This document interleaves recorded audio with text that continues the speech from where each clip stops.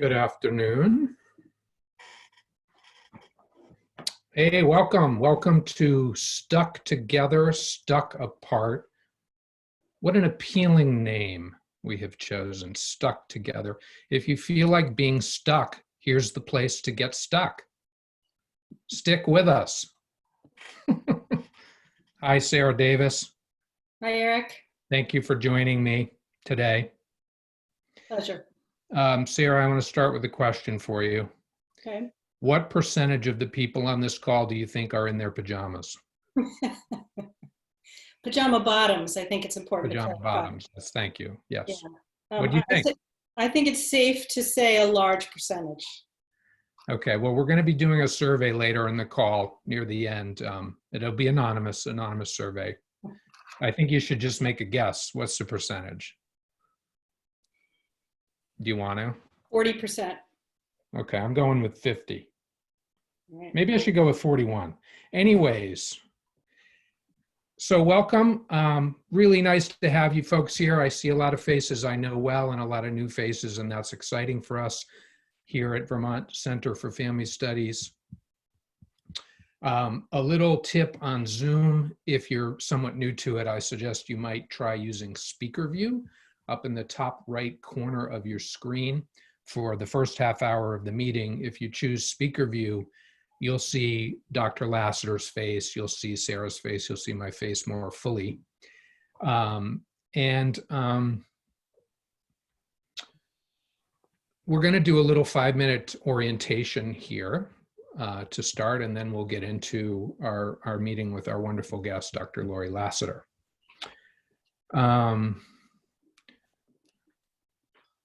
Yes, Sarah, do you want to say, what are we about here, VCFS? So VCFS, Vermont Center for Family Studies, is really just dedicated to strengthening families. We do talk a lot about family leadership. Mostly we train therapists, clergy, and other people in helping professions, focusing on the concepts of Bowen Theory, some of which you'll be hearing more of today and that you've been hearing about. But we also help family members directly. Thank you. And let me introduce Sarah Davis. She's one of our new faculty. She's a psychiatric nurse practitioner and advanced student of Bowen Theory, like all of us faculty are. We're still students. And I also want to mention that Sarah is doing a talk at our symposium coming up on the relationship between neuroinflammation, depression, and relationships. Very clear talk.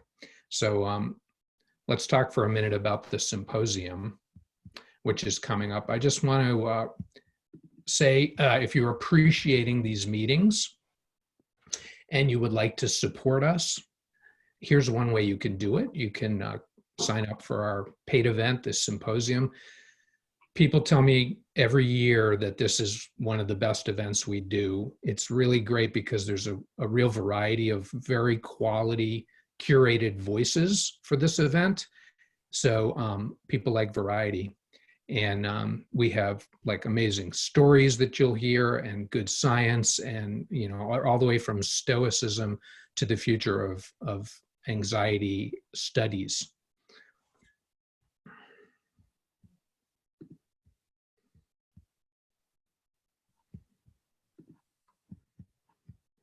So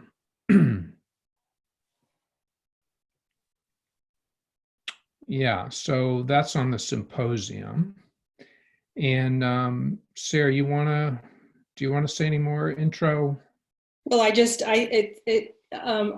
love that little the collection of pictures. I think it's interesting that Dr. Bowen is one of the people in, and I think we want to just. We will channel Dr. Bowen. He will be with us in spirit, certainly, and he's such an important part of why we're all here and why we do the conference. If I can I just want to introduce Erik Thompson. He is a leadership psychologist and an executive leadership development coach. And I would underline this, that he is our volunteer executive director of the center. So thank you, Erik, for everything that you do. That's very cool. Thanks, Sarah. Well, look who's with us, Laurie Lassiter. Thanks for stopping in, Laurie. Hi. Hi. I'm really looking forward to chatting with you, and I'll introduce you now since you've just popped up. I just want to say Dr. Laurie Lassiter has been a great friend to the Vermont Center for Family Studies for many, many years. I remember her meeting her in the 90s at our early events. I would describe Laurie Lassiter as an independent scholar. She's a writer, she's a published scientist, and she's also a practicing therapist. Long relationship with Bowen family systems theory. And one of the things that's interesting about Laurie is she's had two very substantive relationships with famous scientists. One of them was Dr. Murray Bowen. She's a real expert on the thinking of Dr. Bowen. And also the other one, Dr. Lynn Margulis.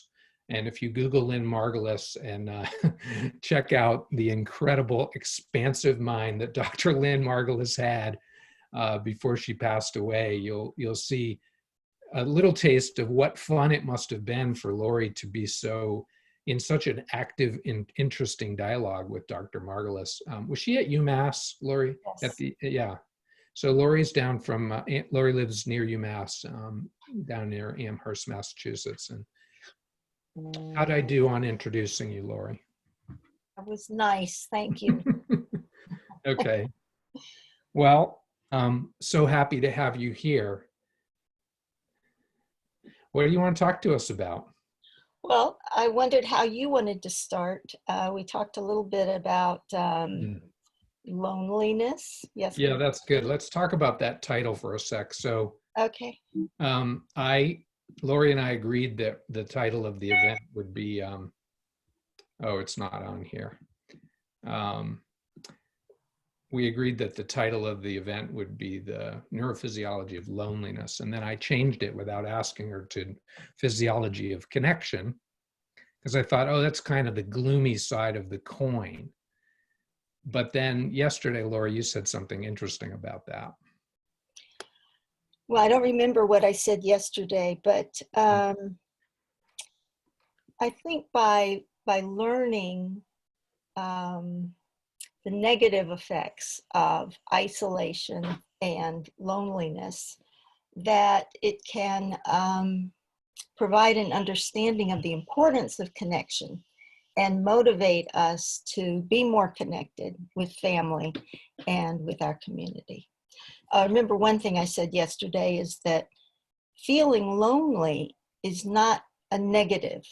It's actually positive. It's a way that your system is communicating to your thinking mind that you're missing something. And then your thinking mind can guide your behavior to reach out to people. You really would not want to live without access to feelings of loneliness, because they motivate us to connect with others, which is so important for our well-being. I just want to invite Sarah Davis, if you would like to respond to what Laurie just said or add anything there.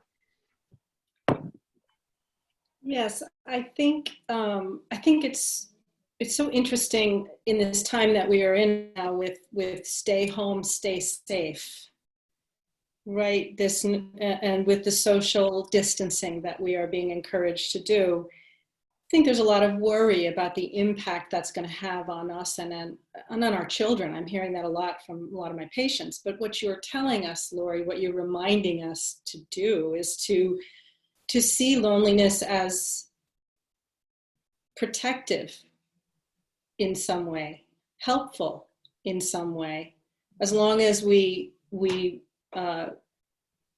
take the feelings and do something with them. And I got a little preview of what you're going to be talking about yesterday in terms of some of that. So looking forward to hearing. It's almost like you're saying, raising the idea that the loneliness is like almost part of like an emotional immune system, trying to prevent substantial trouble. Exactly. That's really well said, both of you. Yeah, one of the, picking up on what Sarah was saying too about how we're not having, many of us are not having as probably almost all of us are not having as much personal interactions that we're used to.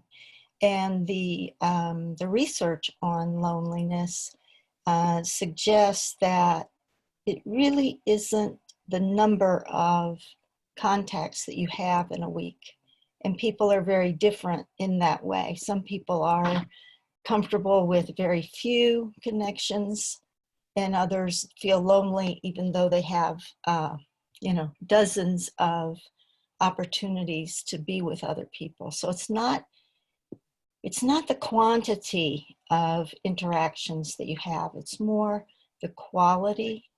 The more you can have interactions with people that you're close to. And if you're not close to anyone, don't worry about that either. There's so much you can do if anyone wants to address that.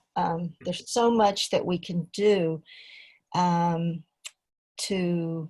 get beyond being isolated or lonely.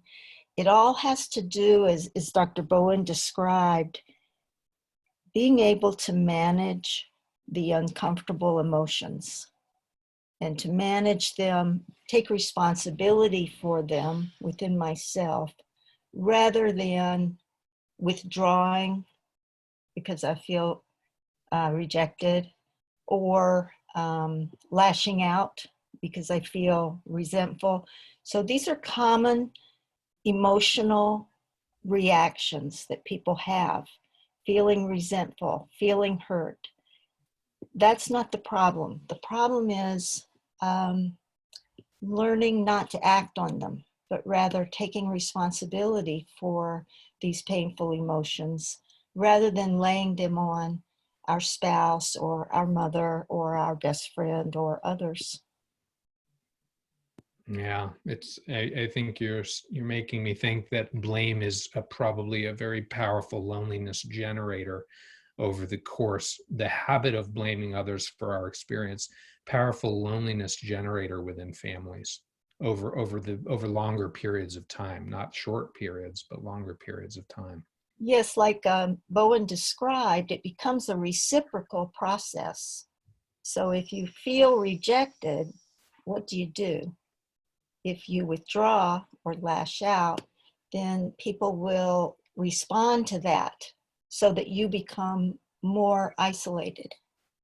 So it's a reciprocal process, and the beauty of understanding these, and by the way, rejection is just, it's always happening to a degree.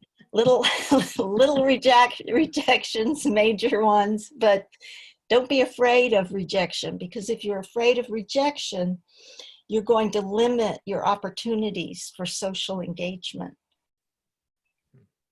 I live with 3 teenage girls. It's a daily experience.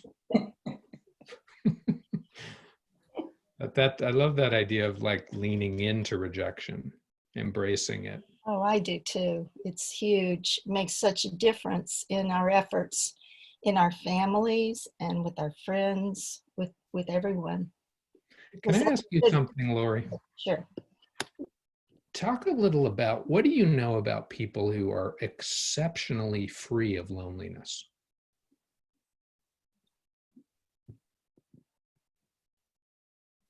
You know, even people who appear to be exceptionally free of loneliness are vulnerable.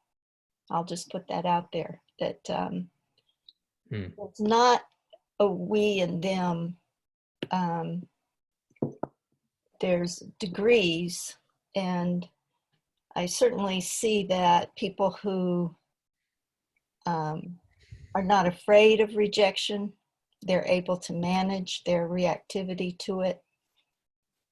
They can appear, but what I've learned over time, at least this has been my observation and my thinking, I'm pretty convinced, because there are examples of people who appear as though they're functioning extremely well socially, and then something happens, they lose their parents, Yeah. or they fall in love. Now that's a dangerous Or situation. their wife falls in love. Or their wife falls in love. But yeah, everyone is vulnerable. And those who can learn and practice, it's not just a thinking thing, you have to put it into action. Practice reaching out when you feel like withdrawing.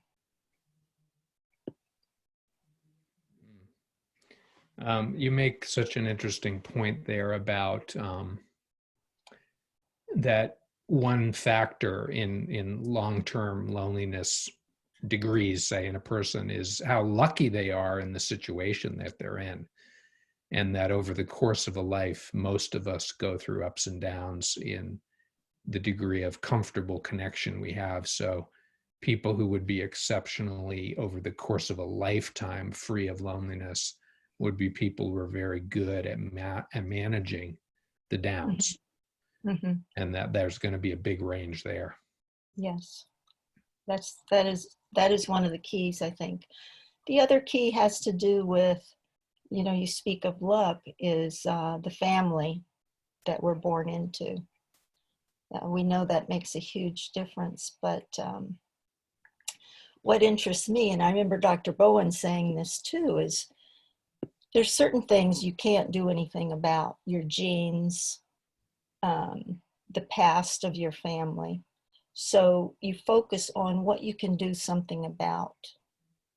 And interestingly, I'm just trying to learn more about this, and I wonder if you have come across this too, Sarah, that it looks like genetic expression, even though we can't change our genes, there is some possibilities of changing our genetic expression. So that's pretty exciting. Right. And I think what you're touching on is this, we hear a lot about, I think lately, this notion of emotional legacies. So things that we have, that we hold from the generations before us in our families, right? Yes. What do we do with that? And now what's really fascinating is that there is evidence that it's actually encoded into our genetic expression, some of this emotional trauma, if you will, or injury that has happened in the past in our family. Mm-hmm. So you're so right, we can't change that. But I think what the research is showing us now also, though, is that by working on our, as Bowen would call it, our differentiation of self, maybe we can be having an impact on our genetic expression now moving forward. Mm-hmm. Yes. So that that can be protective, Mm-hmm. that we work on our rejection sensitivity. Nice. Yes, exactly. Yeah, high differentiation would be relatively low rejection sensitivity. And just for those on this call who might not have heard this term, I know most of you have, it's basically just a scale of functioning. It's a very interesting scale at the heart of Bowen theory that it sort of defines the degree of unresolved interdependency, I would say, that you have with your family. So at the high levels, there's a very coherent type of interdependency. And then at the lower levels of the scale, there's a more painful kind of interdependency where some people really don't thrive very well. I wanted to mention, Laurie, you created some wonderful slides. And I think if this is a good time, I'd love to hear have you share a little bit of what you put together there. Don't you have the slides? Would you like me to call them up? Sure. Yep. All right. Just a sec here. Anyway, I was just to pick up on what you were saying, Erik, that it's not that people who are at high levels of functioning never are rejected. I think that's important. I think people I know I had this idea early on, and it's inaccurate. It's not that they don't experience rejection by other people, but they're less sensitive to it. And that's like you were saying, Erik, that really is the key. And I think that I found that very useful, that the idea is not to avoid rejection, but rather to practice managing our reaction to it. Now, just before we go to the slides, could you just say a little more about that? And by the way, I'm reminded of Dr. Martin Luther King, who leaned into rejection and had a tremendous impact. He must have had a great deal of confidence he could handle it, just like Gandhi did. Any more on that? How do you do this? How do you lean in, as you said? Well, it probably has to do with, to start with, having a mother who spoke to you in a calm and friendly way, at least some of the time. I'm just remembering, as you point out these two, I'm remembering Thich Nhat Hanh talking about his mother and the way she related to him, calm, friendly.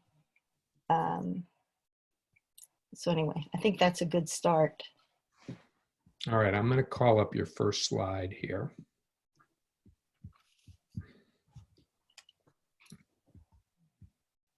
Can you see it?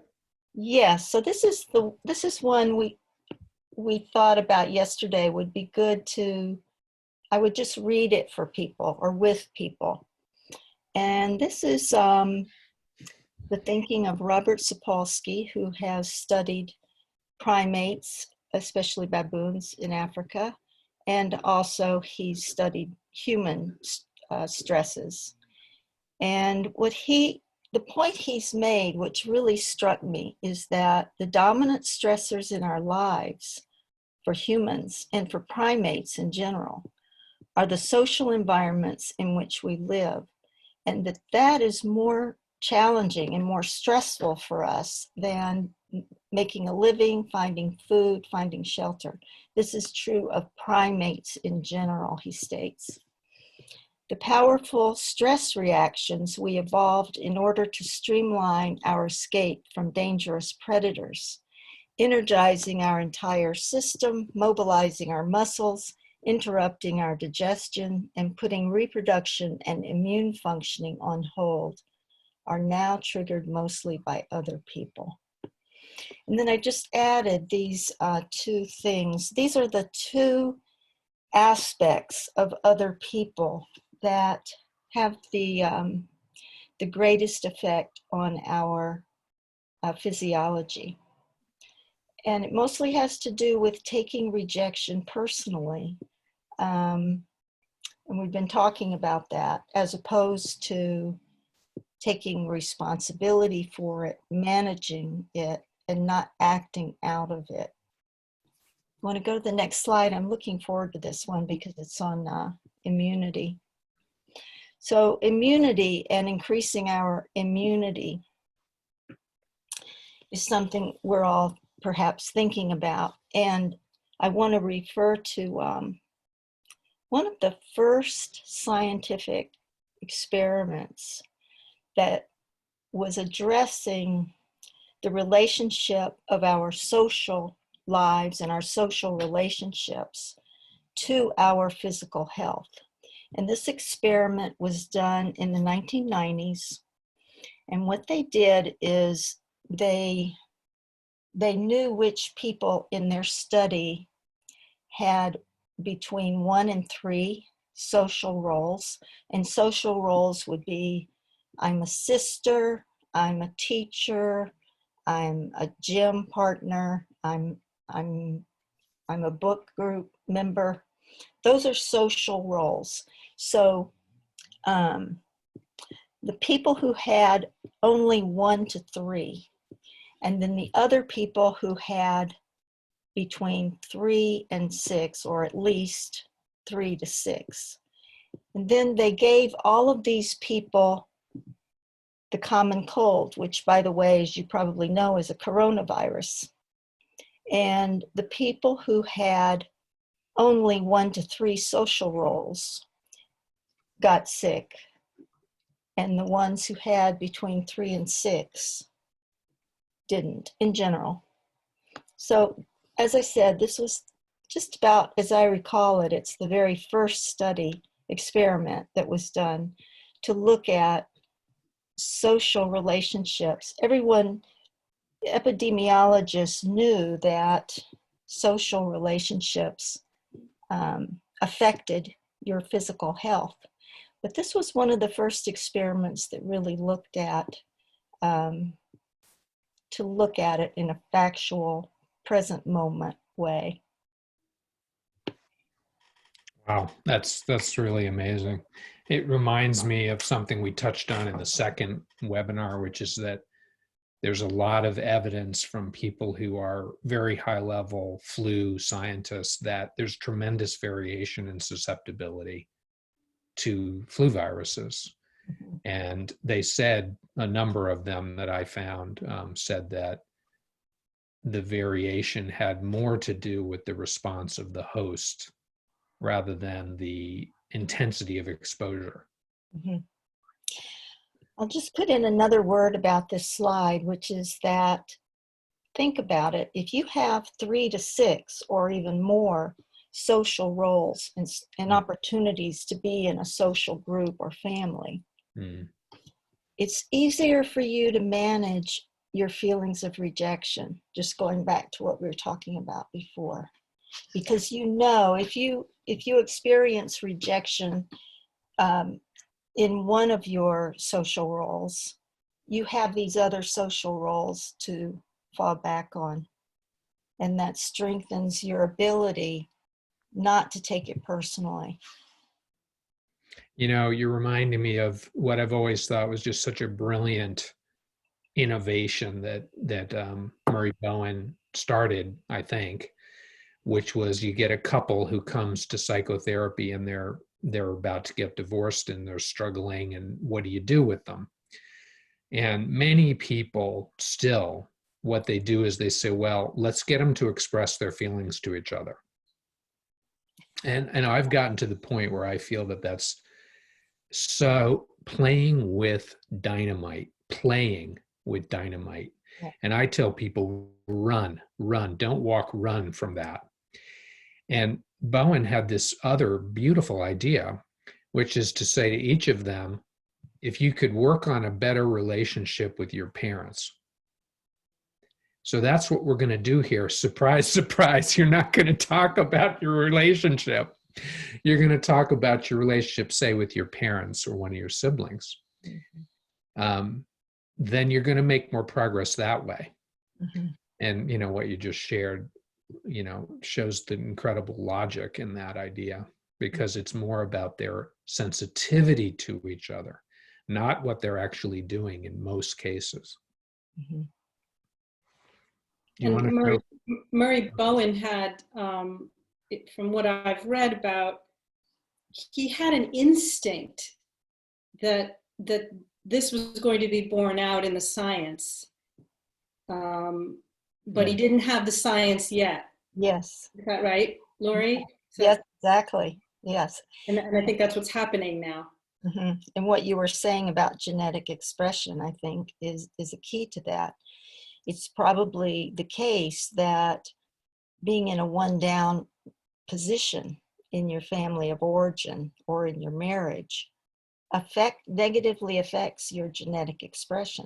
So Bowen knew something was going on. He could see that the quality of your relationships with your family, your spouse, and others was affecting you physiologically. But just as you're saying, he didn't have the science to be able to point to how is this occurring. It was such a mysterious process, that how I relate to my spouse and and it's reciprocal, how my spouse relates to me is affecting his physiology as well as mine. And it was a mystery. How is this occurring? And it might be that genetic expression is a key to understanding how it occurs. Right. And he was noticing, he was noticing and writing and talking about symptom development. So he was watching certain family members, certain people in the system be sort of done in and developing symptoms. Yeah. And there's a wide range of what he meant by symptoms. Yeah. And now this is beginning to help us understand why some people in the system are done in by absorbing the anxiety in the system, by being in the one down position. Yeah. Why are they developing symptoms? And It also speaks to Sarah, prevention. So there's a lot of power in these ideas for prevention. And I think many, that's what we're striving for with the Vermont Center for Family Studies, is to have very strong family therapists in the community who are actually successful at preventing things from getting worse or maybe not even starting. And our training program for therapists is one place where we help people do that, help clinicians have that incredibly satisfying experience. Yeah. Knowing that they helped prevent something like that. It's a very good feeling. Yeah. We just have, go ahead, but I want to say, let's go about 5 more minutes and then give people a little chance to break out and talk about these ideas. And then we'll come back and we'll hear a little bit more. And I don't know if you want to do the other slide, but you go ahead, Laurie. I just wanted to say that if you are in a one down position in your family or your relationship, the Bowen Theory, this is not the time or place to go into the details of that, but Bowen Theory offers a guide because it's a reciprocal process. It's how the family's relating to you, but it's also how you're relating back. So with the theory, you can get yourself out of that position. Would you just say what is, take a shot at this, what is the one down position? What is that? It can be, it's basically the one who's perceived as a problem. It can be the one who's worried about. It can be the one that people are angry and frustrated with. It can be really going on for instance, if you're in love, it can be going on. It can be very hard to perceive. You can feel, I'm so happy, I'm so in love, and yet your physiology is plummeting and you don't know it.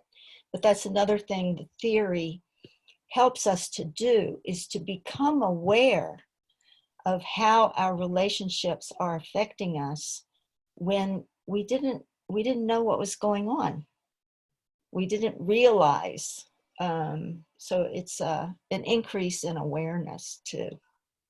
And of course, this is particularly important for children who there's often a child in a family who's in that one down position. And the idea, this is such a beautiful idea, they're actually absorbing anxiety for the group. So others are benefiting. And they don't know, it's not a malicious, I don't think the term abuse is appropriate for that, fundamentally, because most of the time they don't know they're doing it. They're just caught in it. And part of the way this manifests is it's the one they're worried about. Of course, this can also be a little prince who they think is God's gift to the world. Okay. Usually a combination of the above. But that one person is the one who is often showing up in treatment. Yeah. And the process is ignored. Well, maybe this would be a good time. We've shared so many things, and I find people really get a lot of benefit from chewing on these things and discussing them, as much as I would actually just love to talk with Laurie till the end of the hour. I like to give people, maybe about maybe about 8 minutes today, a little less than 10 to, I'm going to break you out into breakout groups and let you try to integrate some of these ideas and see what you're thinking about it. And in a moment here, I'm going to share some possible questions that you could consider in your breakout group. And we've done this before. Oh, I also want to mention, if you want to just jump off now, you can. If you don't want to be in a breakout group, no one's going to be offended. You could even come back in if you want in about 10 minutes as we close out with a few more comments from Laurie. But here's some questions you could consider. I'll give you a moment to read them, and if there's one that strikes you, you could write it down.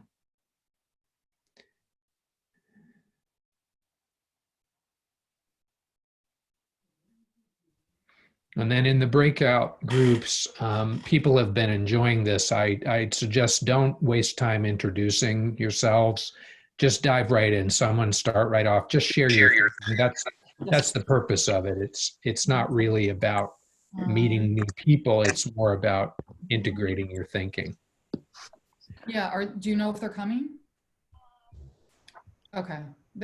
I talked to Jonas and he.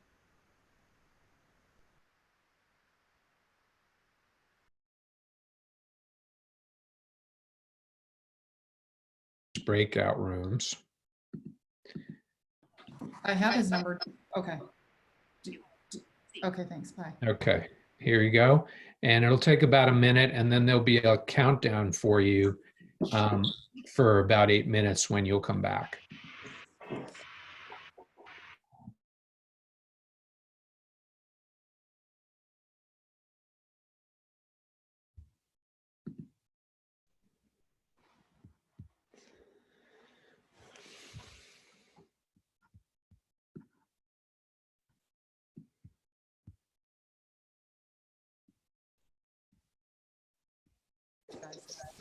Awesome. Oh, so funny.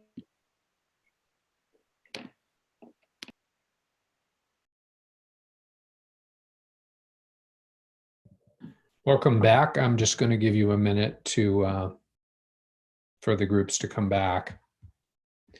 And what I'd like to do, we probably have about 10 more minutes until we do some closing comments.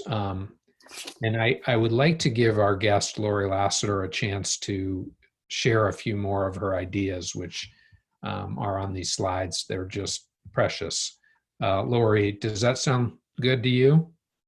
Yes, it sounds fine. And How was your breakout, Laurie?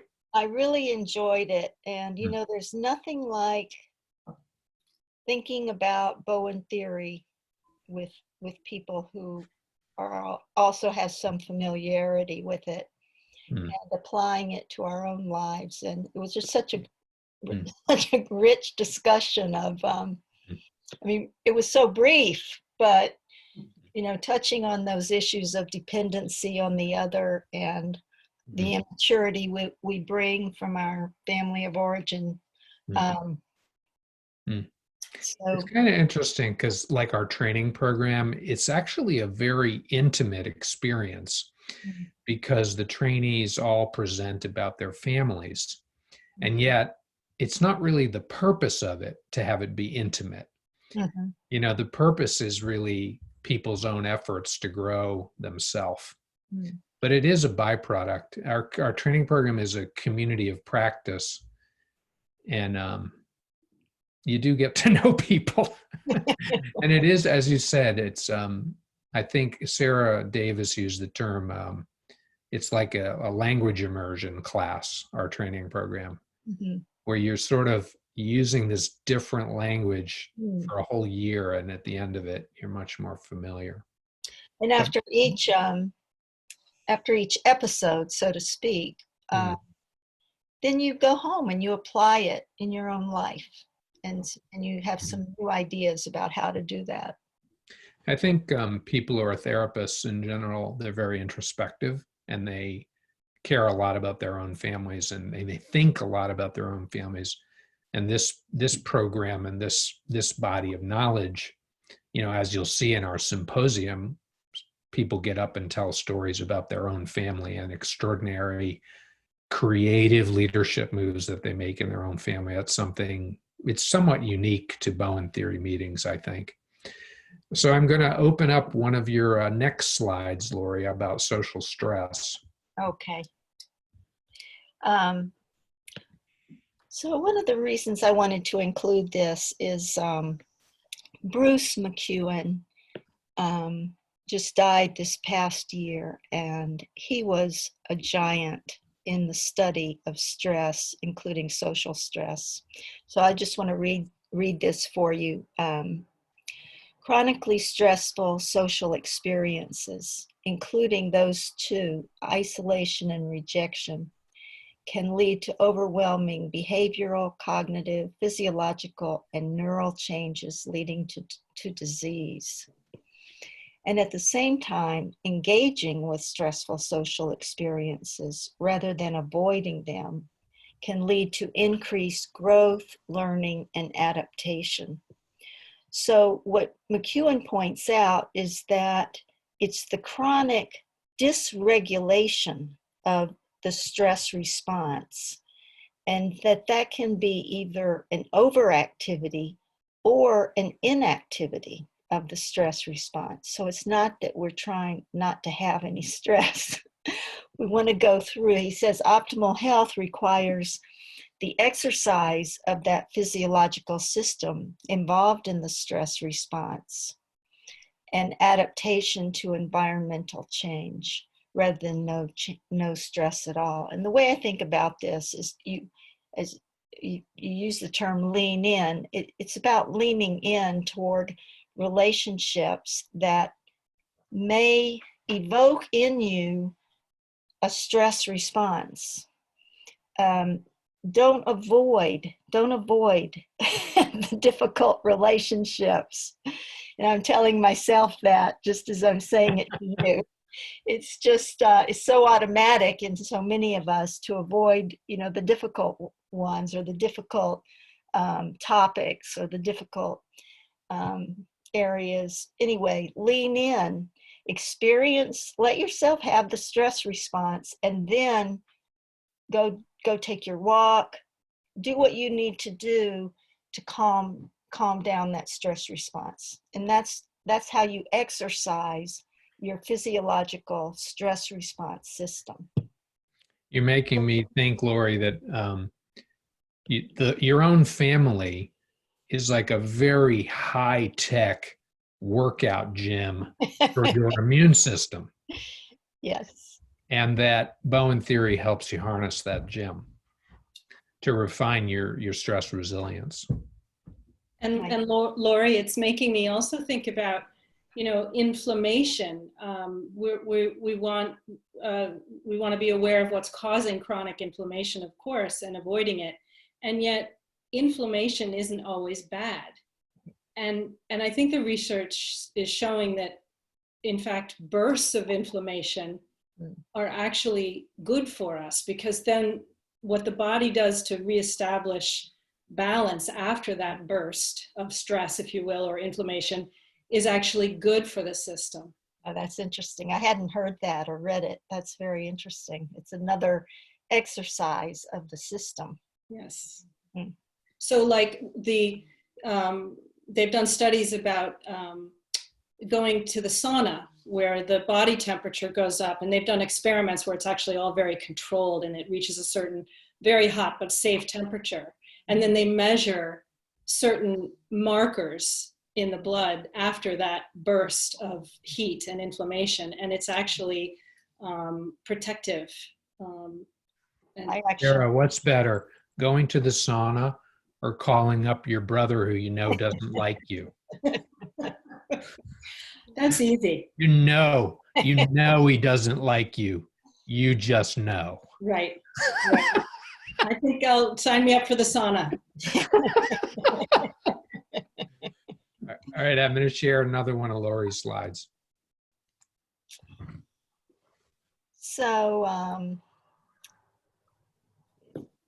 Sarah kind of tweaked this, but I just want to give you a very simple, simplified version that we have two basic immune system programs that are responsive to our relationship with other people and our position in our family and our social groups. So perceived social isolation and rejection, which what I mean by perceived is you're taking it personally. You're not just observing, oh, that was a rejection. I'm not going to take it personally. I'm going to think about how I'm going to be or do. But taking it personally leads to increased inflammation. And interesting thing about this is that this kind of massive inflammation, different from what Sarah was referring to, is important when we're in a situation. We evolved this massive inflammation as one of two immune system programs. And this one would be when we're in a situation of possible war or physical harm. And we're not actually, most of us generally are not in that position of potential physical harm or being at war, but our system is responding to social isolation and rejection as though we are. So it's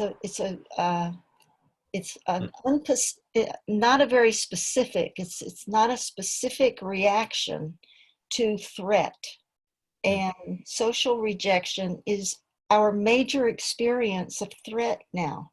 And so this immune system is building up a high level of inflammation, which we now know is at the basis of all of the major illnesses that people experience, cancer, arthritis, cardiovascular illness. And interestingly, in the socially connected people, the immune program shifts, and the immune system is now protecting you from viruses. Why? Because it's assuming if you're socially connected, there's a lot of hugging going on. Not in our case, but with all that hugging and all the people that you're interacting with, you're more likely to pick up a virus. And so the immune system shifts to this other program to be protective of virus. I was just thinking about that rejection story and what you're talking about, this kind of leaning in. And I was thinking, if you could say it's your uncle, he doesn't like you. You just know. And you call him up and you're thinking to yourself, here he goes. It's going to happen right now that he's not going to like talking to me. But you're thinking to yourself, well, all this is about is the fact that he really is jealous of my relationship with his brother. Mm-hmm. Yeah. He wants to be the inside with his brother, or it's probably better to say sibling. My brother doesn't like me. No, my brother is really attached to mommy. Yeah. And as soon as I came out of the womb, my brother said, that's my enemy right there. Yeah. That's what stands between me and her breast. We just have a few minutes left, and I want to just again mention our symposium on June 5th. I also wanted to mention that we got some great press this week from 7 Days, is a local newspaper, about this webinar. And here's the screenshot of it. And you'll notice it's sponsored by Pomerleau Real Estate. This article was. We're really grateful to Ernie Pomerleau and to the real estate business that his father started and he grew to. They're really supporting Vermont Center for Family Studies, incredibly generous. And if you want to read a great article about our organization, which includes its history and the founder, Dr. Ann Bunting, who I noticed was on this call, it's a great article that tells you about our history. And I want to mention upcoming, We're going to take a break next week. We have to sort of get ready for our symposium, which will be an enriched version of this, you know, with about 6 or 7 presenters and lots of discussion time, more of an immersion, and more formal, a little more formal. Still fun, but in the sense that people will present 15-minute talks, a series of those with interaction time in the middle. But then we're going to come back next week, May 28th, and this Dr. Kathleen Smith, who's on the faculty of the Bowen Center, she's just written a book, Everything Isn't Terrible. Apparently it's funny, this book. And she's got a good sense of humor. And she will be our guest on May 28th. And then on June 11th, we have a very special guest, Dr. Walter Smith, who, like Laurie, is just one of our best thinkers in the Bowen network. Very, very clear. I'm just delighted that we're going to have Walter on June 11th. I don't know, Laurie, do you want to just say a word about Walter? Well, just I'm thinking of changing my schedule so I can. That's your word, yeah. Yeah, he ran a very large child welfare agency, and he wrote one of the best pieces of scientific writing on Bowen theory that's ever been written, when he wrote a long scientific paper on child abuse from a family systems perspective. So I'm just delighted that we have Walter coming. It just shows so much courage, I think, and really by talking about how complicated child abuse is, getting out of the polarization of the bad parent. Very, very unique and powerful perspective. Sarah Davis, do you want to get a word in here as we're going to wrap it right up here? I think I would just put in a plug, which I know we've done, but I'll beat at it again, which is for the training program, because this is what we get in the training program, is these kind of conversations. And the reason I want to put a plug in for it is, as a clinician in the community, I just so welcome and enjoy being able to refer to and collaborate with other clinicians who are learning how to think in this way, adding it to the way they think. It isn't the only way to think, and it doesn't always resonate. It isn't always helpful with certain situations, but it's a way of thinking and working that I think is so helpful. And if people are getting a taste of this is what the training is really kind of all about. I know we're a minute over, but thank you so much, Laurie. I think this was our best webinar yet. Just wonderful. Thank you so much for what you've presented, and I hope we get you back here sometime before 2020 is over. Thank you, Erik, and thank you for all that you do. I appreciate it. It's a joy. See you guys in 2 weeks. Thank you.